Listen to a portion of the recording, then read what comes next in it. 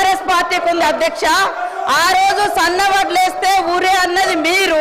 ఇవాళ కౌలు రైతుల గురించి గొప్పగా మాట్లాడుతున్నారు. కౌలు రైతులకు ఎందుకు ఇవ్వాలి భరోసా? వాళ్ళు అద్దె ఇళ్లలో ఉన్న ఓనర్, అద్దె ఇళ్లలో ఉన్నోడు ఓనర్ అవుతాడా?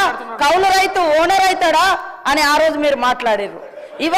ఇవాళ రైతుల మీద ఏదో గొప్పగా మాట్లాడుతున్నారు. నేను సవాల్ చేస్తున్నా అధ్యక్ష, ఈ రాష్ట్రంలో ఉన్న అందరి భూముల మీద క్లీన్ గా అక్కడ ఒక దగ్గర 100 ఎకరాల ఫామ్ హౌస్ ఉంటుంది, కానీ 10 మంది పేర్లు ఉంటాయి. అది బయట తీయండి. వాళ్ళకి ఇప్పుడు 5-6 లక్షల జీతాలు ఎత్తుకునేటోళ్ళు కూడా రైతు ముసుగులో రైతు బంధు తీసుకున్నారు. మీ హయాంలో గుట్టల సాగులో లేకుండా తీసుకున్నారు. మాలాంటి ఏరియాలలో మోకా మీద ఉండి సాగు చేసినా కూడా పట్టా లేకుంటే వాళ్ళకి మీ హయాంలో ₹1 రాలే, కానీ వాళ్ళు పంట పండించారు. మీరు ఇచ్చింది రైతు బంధు, రైతు పెట్టుబడి కాదు, పట్టా పెట్టుబడి ఇచ్చారు. పట్టా ఉంటేనే ఇచ్చారు ఆ రోజు, కానీ కౌలు రైతులకు ఇయ్యలే, చిన్న సన్నకారు రైతులు పట్టా లేనటువంటి వాళ్ళకి ఇయ్యలే. అదేవిధంగా రైతు రుణమాఫీ గురించి గొప్ప చెప్తున్నారు. మీరు అనేక మందిని మీరు చేసినటువంటి రుణమాఫీ వడ్డీ మాఫీ అయింది, రుణమాఫీ కాదు. అది వడ్డీ మాఫీ. ఆ వడ్డీ మాఫీలో కూడా మీరు అనేక మందికి రైతులకు నిబంధనలు పెట్టడంతో చాలా మంది ఈ నిబంధనల మూలంగా మేము ఇచ్చినటువంటి రుణమాఫీలోకి కూడా కొంతమంది రెన్యువల్ కానేటువంటి పరిస్థితి వాస్తవం. అలాంటి వాళ్ళే ఆగింది. అది 2014 నుంచి కొనసాగుతూ వస్తుంది. మీరు చేసినటువంటి రుణమాఫీ నిబంధనలు కొనసాగుతూ వస్తున్నాయి. కాబట్టి అది గుర్తుపెట్టుకోండి. మీరు అన్ని బాగా చేసినాక 30,000 కోట్ల రైతుల రుణమాఫీ కాకుండా ఎట్లున్నాయి?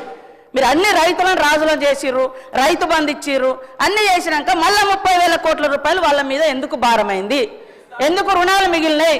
అది చెప్పండి. కాబట్టి ఇవాళ కేటీఆర్ గారికి ఒకటే అడుగుతున్నా, మీరు 10 ఏళ్లలో భూమి లేనటువంటి ఒక్క పేదింటి బిడ్డలకు మీరేమిచ్చారు? ఓకే, 100 ఎకరాలు ఉన్నోళ్ళ గురించి అన్ని ఇవ్వాలి, లక్షల జీతాలు వచ్చినా అన్ని ఇవ్వాలి అని అంటున్నారు. మరి పేదోడికి మీరు ఈ 10 ఏళ్లలో కనీసం ఉచితంగా కరెంట్ ఇయ్యలే, కనీసం ఇవాళ ఉచితంగా ఎర్ర బస్ ఫ్రీ ఇస్తే కూడా మీరు ఓర్వలేకపోతున్నారు. అదేవిధంగా వాళ్ళకి 10 ఏళ్లలో ఏమి ఇచ్చిర్రు?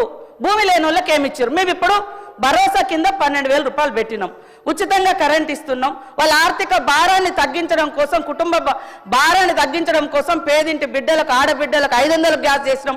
మీరు ఎందుకు చేయలేదు? మరి మేము ఉచితంగా బస్సు పెడితే గగ్గోలు పెడుతున్నారు, ఉచితంగా 200 యూనిట్ల కరెంట్ ఇస్తే గగ్గోలు పెడుతున్నారు. కాబట్టి మీ వైఖరి ఏందో స్పష్టం చేయండి. మీ వైఖరి ఏందో అంటే అందరికీ వాళ్ళు 100 ఎకరాల ఫామ్ హౌస్లు ఉన్నా కూడా ఇవ్వండి అని అంటారా? అదే చెప్పండి. నేను ఈ సందర్భంగా కూడా మా వ్యవసాయ శాఖ మంత్రి గారిని కోరుతా ఉన్నా, దయచేసి ఎవరెవరికి ఎంతెంత పోతుందో ఆ వివరాలు మొత్తం గ్రామాలలో పెట్టాలి. ఏ కుటుంబానికి ఎంతెంత రైతు బంధు పోతుంది, ఎవరెవరిది ఎంత అనేది వివరాలు బయట పెట్టాలి. పేదోళ్ళకి ఆ ఊర్లలో ఏమేమి వచ్చినాయో కూడా బయట పెట్టాలని కోరుతా ఉన్నా.